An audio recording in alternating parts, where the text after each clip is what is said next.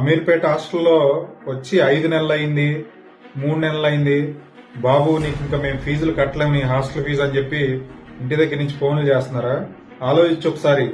ఇంత దూరం వచ్చావు, అమీర్పేట వచ్చావు, ఎక్కడో ఊరు నుంచి అమీర్పేట వచ్చావు, కష్టపడ్డావు ఇన్ని నెలలు. ఇంకా 2 నెలలు కష్టపడలేవా?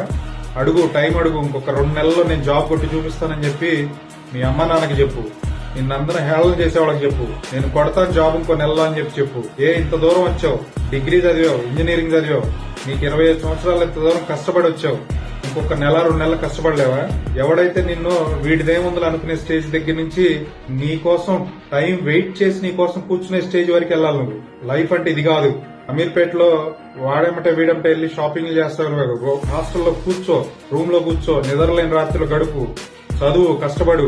కొడితే ఎలా ఉండాలంటే ఇక్కడి నుంచి ఎవడరా అంటే పలానా వాళ్ళ అబ్బాయి అనే దగ్గర నుంచి పలానా వాళ్ళ అమ్మ నాన్నరా వీడు అని చెప్పే స్టేజ్కి నువ్వు ఎదగాలి.